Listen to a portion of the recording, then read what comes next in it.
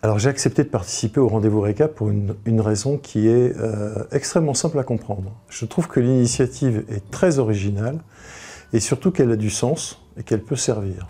Donc je ne voyais pas pourquoi je n'irais pas participer au rendez-vous récap à partir du moment où ça traverse 3 valeurs qui me sont extrêmement importantes.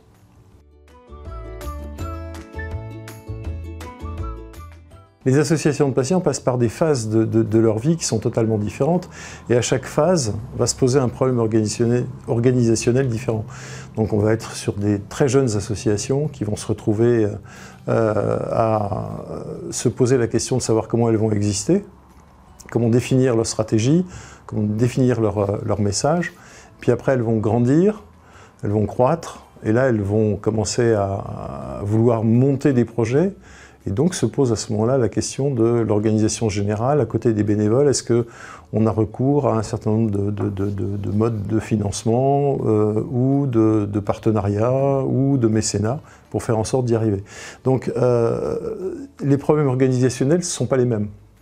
Quand elle est mature, qu'elle a occupé le champ, ça va être, et c'est là où c'est encore une difficulté, ça va être d'impacter fondamentalement le système de santé. Et là, ce n'est pas simplement du service aux malades, c'est prendre en compte le rôle d'acteur de santé de façon pleine et entière de l'association, à côté des professionnels de santé, de l'administration, du politique et tout ça, pour faire en sorte que le système s'améliore. Le premier conseil, c'est ne gâchez pas votre temps. Se dire qu'on lance une association de malades et qu'on va faire en sorte de tout faire à la maison, c'est à mon avis se tirer une balle dans le genou. Ça ne sert à rien. Il y a des tas de tâches qui ne sont pas des tâches liées aux associations et à la qualité même du projet qu'il faut savoir externaliser. Alors, entre guillemets, on a l'impression que ça coûte de l'argent.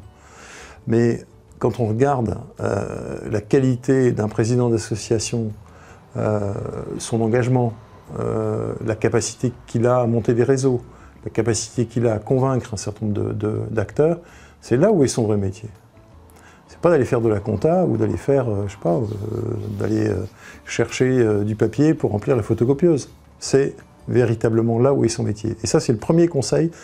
Et c'est extrêmement essentiel de le respecter parce qu'autrement, on se fait manger par les tâches Et une fois qu'on est lancé dans cette quotidienneté, c'est fini, on ne pense plus à ça. On externalise au bout de 2-3 ans et on a perdu, en fin de compte, beaucoup en termes d'impact au départ.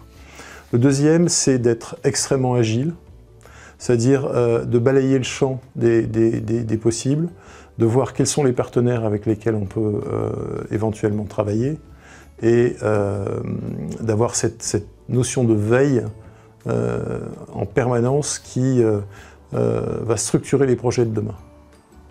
Parce qu'en fonction des projets qu'on va monter, l'organisation va évoluer. Et puis, si j'avais un troisième conseil, c'est il faut savoir être rationnel et pragmatique.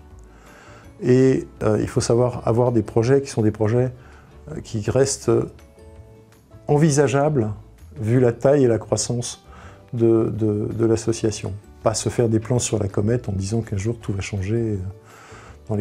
Malheureusement, l'humain ne change pas aussi rapidement qu'on pourrait le penser.